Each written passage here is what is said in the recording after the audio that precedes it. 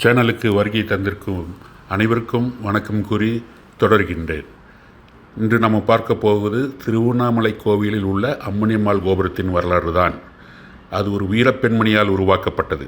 அதை பற்றி இப்பொழுது பார்ப்போம். ஒரு பெண் தன்னந்தனி ஆளாக நின்று 171 அடி உயரத்துக்கு பிரம்மாண்டமான ஒரு ஆலய கோபுரத்தை கட்டுவது என்பது சாதாரண விஷயம் அல்ல. அதுவும் இன்று நேற்றல்ல, 18ஆம் நூற்றாண்டில் ஆங்கிலேயர் ஆட்சி நடந்தபோது இந்த சாதனையை அந்த பெண் நிகழ்த்தியது பிரமிக்கத்தக்கது. அந்த பெண் சாதாரண பெண் அல்ல, அவர் ஒரு சித்த புருஷர். சிவபெருமானால் ஆட்கொள்ளப்பட்டு உயர் சித்த நிலை பெற்றவர். பொதுவாக ஒவ்வொரு சித்தருக்கும் குரு என்று யாராவது இருப்பார்கள். ஆனால் இந்த பெண்ணுக்கு சிவபெருமானே குருவாக இருந்தார். குரு என்று வேறு யாரையும் தேடாமல் பிறவிலேயே சிவன் மீது சித்தம் வைத்த அந்த பெண் நடத்திய அற்புதங்கள் ஏராளம் ஏராளம். அந்த பெண்ணின் பெயர் அம்மணி அம்மாள். பஞ்சபூத தலங்களில் அக்னி தலமான திருவண்ணாமலையில் அவர் வாழ்ந்தார் என்று சொல்வதை விட அற்புதங்களை நிகழ்த்தி அருளாளராக திகழ்ந்தார் என்றே சொல்லலாம். அந்த ஆலயத்தில் வடக்கு பகுதி கோபுரம் மட்டும் கட்டப்படாமல் இருந்தது. அதாவது கோபுரம் கட்ட அடித்தளம் போடப்பட்டு பிறகு ஏனோ கட்டப்பட முடியாமல் அப்படியே மொட்டையாக நின்று போனது. எத்தனையோ பேர் முயன்றும் அந்த கோபுரத்தை கட்ட இயலவில்லை.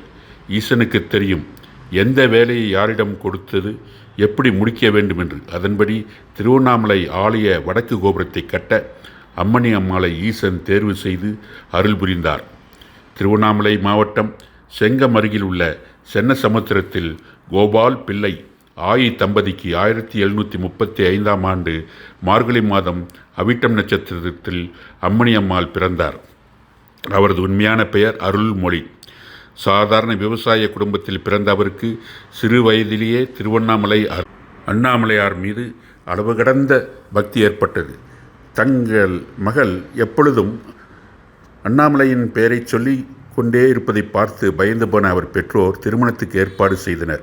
சொந்த மாமன் மகனை மணமகனாக பேசி முடித்தனர். இதை அறிந்த அம்மணி அம்மாள், நான் இதற்காக பிறவி எடுக்கவில்லை என்று கூறி வேதனை தாங்காமல் சுமார் 1 மைல் தொலைவில் உள்ள கோமட்டி குளத்தில் குதித்து விட்டார். ஊரே திரண்டு வந்து குளத்துக்குள் இறங்கி தேடினார்கள். அம்மணி அம்மாளை காண முடியவில்லை.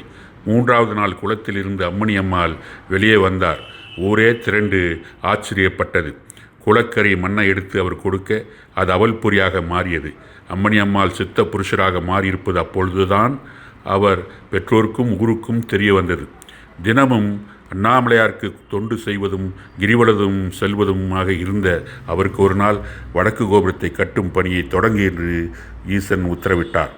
அம்மணி அம்மாள் சித்தர் சக்தி பெற்றிருந்தாலும் முதலில் அவருக்கு பிரமிப்பாகத்தான் இருந்தது.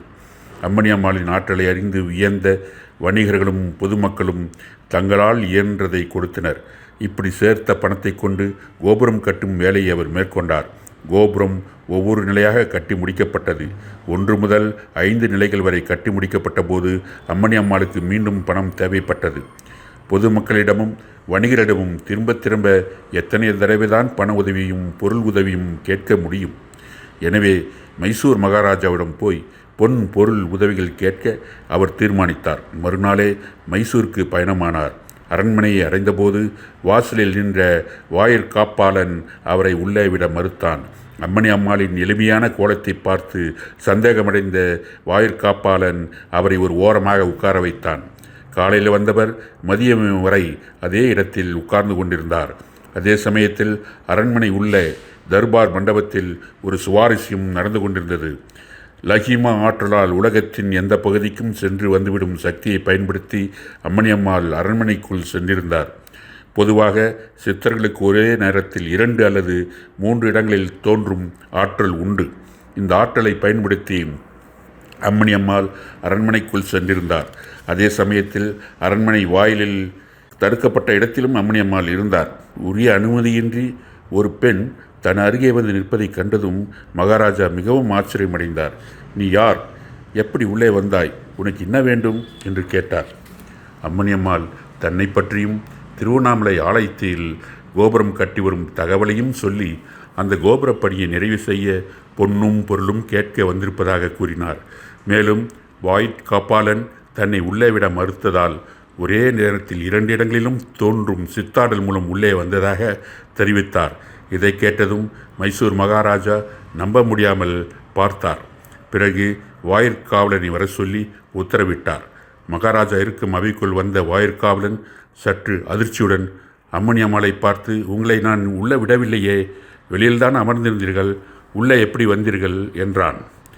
உடனே மகாராஜா, நீண்ட நேரமாக அந்த அம்மாளுடன் தான் பேசிக் கொண்டிருப்பதாக கூறிவிட்டு வாயிற்காவலுடன் விறுவிறுவென வாசல் பகுதிக்கு வந்தார்.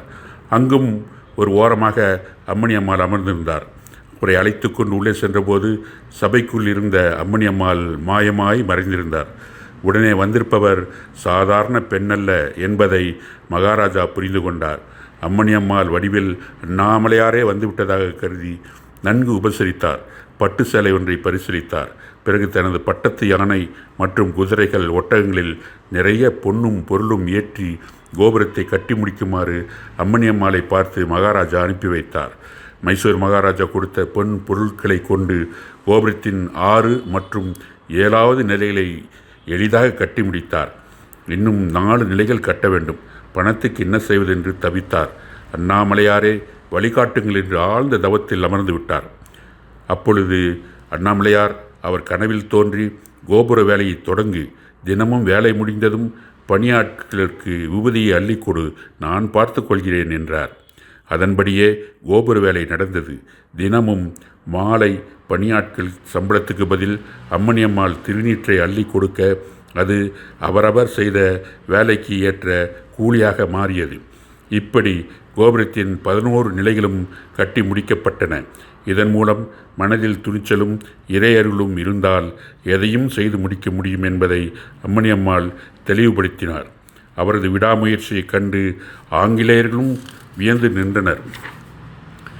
171 அடி உயரத்து கட்டப்பட்ட அந்த கோபுரம் கிழக்கில் உள்ள ராஜகோபுரத்துக்கு இணையானதாக கருதப்படுகிறது. ஏனெனில் அம்மணி அம்மாள் கோபுரத்திலும் ராஜகோபுரத்திலும் ஒரே மாதிரி தலா 13 கலசங்கள் இருப்பது குறிப்பிடத்தக்கது. தெற்கில் உள்ள திருமஞ்சன கோபுரம் 157 அடி, மேற்கில் உள்ள பேகோபுரம் 144 அடி, வடக்கு கோபுரத்தை விட உயரம் குறைவானதாகும். திருவண்ணாமலை ஆலயத்தில் ராஜகோபுரத்துக்கு அடுத்தபடியாக பெரிய கோபுரத்தை கட்டி சாதனை படைத்ததால் அந்த கோபுரத்தை எல்லோரும் அம்மணியம்மன் கோபுரம் என்றே அழைக்க நாளடைவில் அது நிலைத்து போனது. இந்த கோபுரம் கட்டி முடிந்ததும் கோபுரத்துக்கும் ஆலயத்துக்கும் அம்மணியம்மாளே தாமே முன்னின்று கும்பாபிஷேகத்தை நடத்தினார். பிறகு துறவி போல் வாழ்ந்த அவர் பல்லாயிரக்கணக்கானவர்களுக்கு திருநீர் கொடுத்து நோய் தீர்த்தார். திருநீர் மூலம் அற்புதங்கள் செய்து புகழ்பெற்ற அம்மணி அம்மாள் தன் 50வது வயதில் 1875ஆம் ஆண்டு தைப்பூச தினத்தன்று பரிபூரணமடைந்தார். திருவண்ணாமலை கிரிவலப்பாதையில் 8வது லிங்கமான ஈசானிய லிங்கம் எதிரில் அவருக்கு ஜீவசமாதி அமைக்கப்பட்டுள்ளது. அங்கு வழங்கப்படும் விபூதி பிரசாதம் மிகவும் புகழ்பெற்றது. மனக்கவலைகளை விரட்டும் மகத்துவம் அந்த ஜீவசமாதி திருநீருக்கு உண்டு. அம்மணி அம்மாள் ஈசனோடு கலந்து சுமார் 150 ஆண்டுகள் ஆகிவிட்ட போதிலும் தன்னை நம்பும் பக்தர்களுக்கு அரூபமாக வந்து தேவையான உதவிகளை செய்து கொடுக்கிறார். குறிப்பாக கிரிவலம் வரும் பக்தர்களிடம் அவர் பேசுவதாக, அறிவுரைகள் சொல்வதாக நம்பப்படுகிறது. அவர் ஜீவசமாதியில் சிறிது நேரம் தியானம் செய்தாலே மனம் லேசாவதை உணரலாம். நண்பர்களே, அம்மணி அம்மாள் வரலாறு அறிந்திருப்பீர்கள் என்று நம்புகின்றோம். நீங்கள் இந்த சேனலுக்கு புதியவர் என்றால் சப்ஸ்கிரைப் பண்ணுங்கள், பெல் பட்டன் அழுத்தி ஆதரவு கொடுங்க, லைக் போடுங்க. வணக்கம். மீண்டும் சந்திப்போம்.